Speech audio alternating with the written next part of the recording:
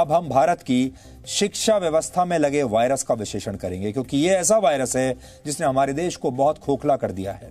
ये वायरस हमारे देश को बीमार कर चुका है और देश के आत्मनिर्भर बनने की राह में सबसे बड़ी रुकावट है। हमारे यहाँ ऐसे लाखों युवा मिल जाएंगे जो उच्च शिक्षा और बड़ी बड़ी डिग्रियों के बावजूद ऐसी नौकरियां करते हैं जो नौकरी इनकी पढ़ाई लिखाई और डिग्री के हिसाब से नहीं होती। उदाहरण के तौर पर अगर किसी सरकारी विभाग में छोटे से छोटे पद की भी कोई वैकेंसी निकलती है तो उसमें भी बड़ी बड़ी डिग्रियों वाले युवा अप्लाई करते हैं, आपने देखा होगा। अब हालत ये हो गई है कि पीएचडी की पढ़ाई करने वाला युवा भी किसी सरकारी विभाग में पानी पिलाने के लिए तैयार हो जाता है। पिछले वर्ष गुजरात हाईकोर्ट में चपरासी जैसे पदों के लिए करीब 1200 भर्तियां की गई थी और इसके लिए 1.5 लाख से ज्यादा आवेदन आए थे और आवेदन करने वालों में 50,000 से ज्यादा युवा ग्रेजुएट्स या पोस्ट ग्रेजुएट्स थे। आवेदन करने वालों में इंजीनियर्स और डॉक्टर्स भी थे और सिर्फ यही नहीं, करीब 450 इंजीनियर और डॉक्टर्स ने चपरासी की नौकरी स्वीकार भी कर ली। इन लोगों का यह कहना था कि एक तो सरकारी नौकरी है और दूसरी बात यह कि इसमें ट्रांसफर भी नहीं होता। अब सोचिए, जो युवा डिग्री के हिसाब से बड़े बड़े पदों पर बैठने की योग्यता रखते हों या सपने देखते हों, वो कैसे खुशी खुशी चपरासी बनने के लिए तैयार हो जाते हैं। और इस तरह से कई मामले आपने अपने सामने भी देखा होगा। लेकिन क्या यह सिर्फ नौकरी का संकट है? सवाल जवाब है बिल्कुल नहीं। यह सिर्फ नौकरी का संकट नहीं है, ये आपकी शिक्षा की क्वालिटी का संकट है, ये योग्यता का संकट है, क्योंकि सिर्फ डिग्री लेने से ही योग्यता नहीं आती। ये कड़वी सच्चाई है कि भारत में ज्यादातर पढ़े लिखे युवा नौकरी करने के काबिल ही नहीं है। वो किसी प्रकार की परीक्षा में अपनी काबिलियत साबित नहीं कर पाते। और ये बात हम ऐसे ही नहीं कह रहे। The associated chambers of commerce and industry of India यानी एसोचैम के कई सर्वेज में यह बताया जा चुका है कि भारत में उच्च शिक्षा ग्रहण करने वाले 85% युवा किसी भी परीक्षा में अपनी योग्यता सिद्ध नहीं कर सकते। 65% ग्रेजुएट्स युवाओं में एक मामूली क्लर्क का काम करने के लायक हुनर नहीं। 47% ग्रेजुएट युवाओं में कोई भी नौकरी करने की काबिलियत नहीं है और 90% उच्च शिक्षा प्राप्त कर चुके युवाओं को काम चलाऊ अंग्रेजी भी नहीं आती। देश में हर वर्ष औसतन 15 लाख छात्र इंजीनियरिंग की डिग्री लेते हैं। इनमें से 20% को ही उनके कोर्स के हिसाब से नौकरी मिलती है। देश के बिजनेस मैनेजमेंट स्कूल्स में पढ़कर निकलने वाले 93% युवाओं को 10,000 रुपए महीने की नौकरी मिलना भी मुश्किल होता है। लेकिन इसका बुनियादी कारण हमारी शिक्षा व्यवस्था है। दुनिया की टॉप 100 यूनिवर्सिटीज में भारत की एक भी यूनिवर्सिटी नहीं है। हायर सेकेंडरी लेवल पर करीब 14% शिक्षक योग्य ही नहीं है। प्राइमरी और जूनियर स्तर पर करीब 29% शिक्षक स्कूलों के से अक्सर गायब रहते हैं। लेकिन आज ये सारी बातें हम आपको क्यों बता रहे हैं? अब आपको हम ये कहते हैं, ये सारे आंकड़े आज हमें क्यों याद आ रहे हैं, क्यों मैं आपको ये सब बातें बता रहा हूं? उसका एक बड़ा कारण यह है कि आजकल मनरेगा के तहत जहां पर खुदाई चल रही है, ये तस्वीरें आप देख रहे हैं,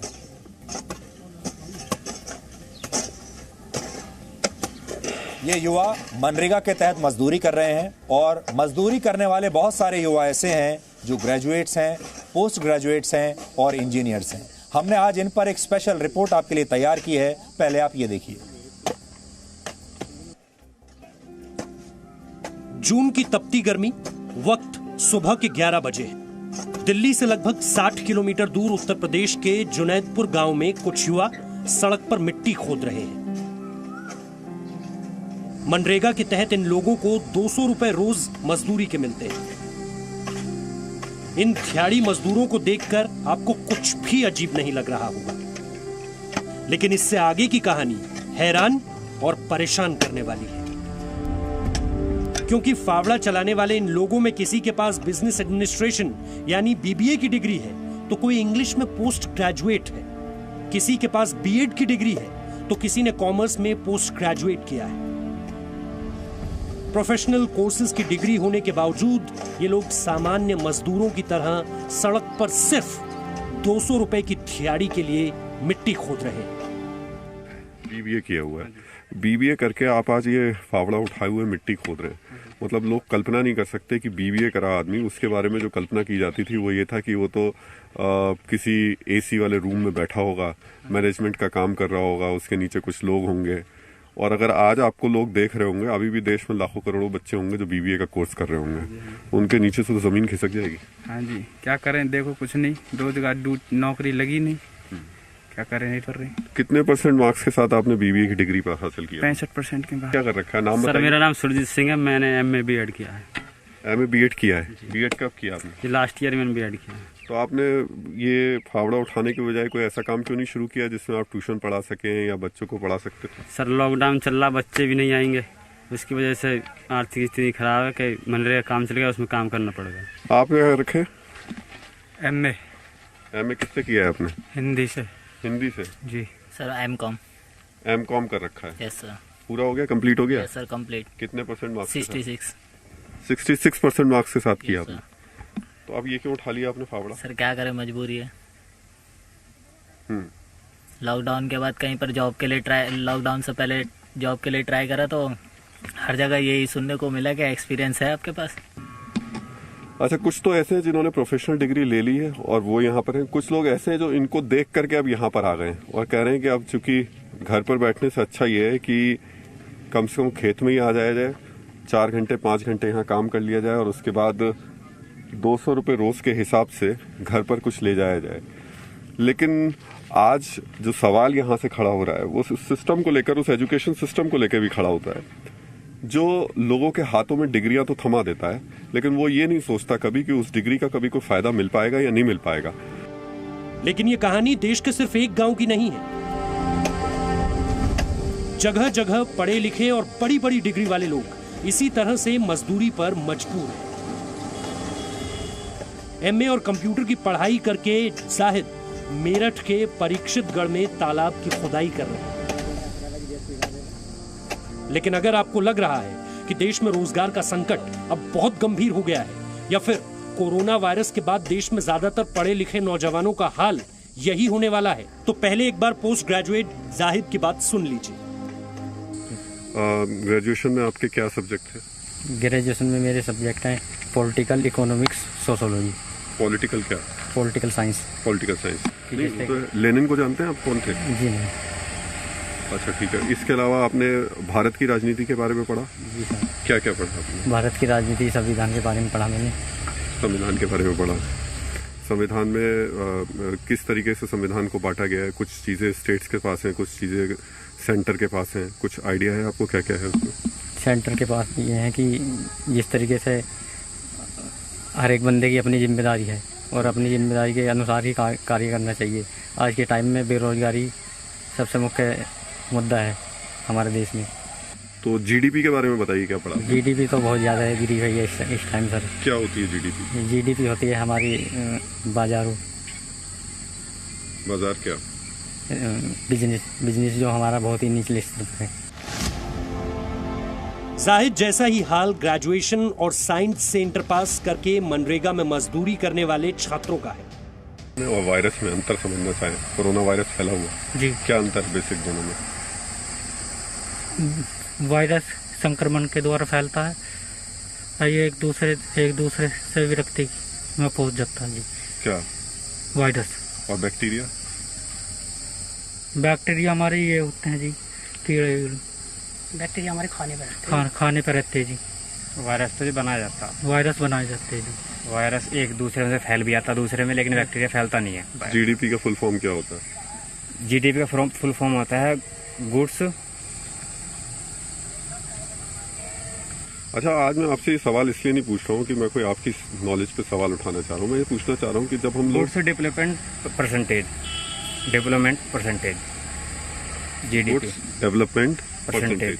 कॉन्स्टिट्यूशन 2 सूचियों में बटा हुआ है। 2 सूची कौन कौन सी होती है? 2 सूचियों में? हाँ। कंफर्म नहीं है।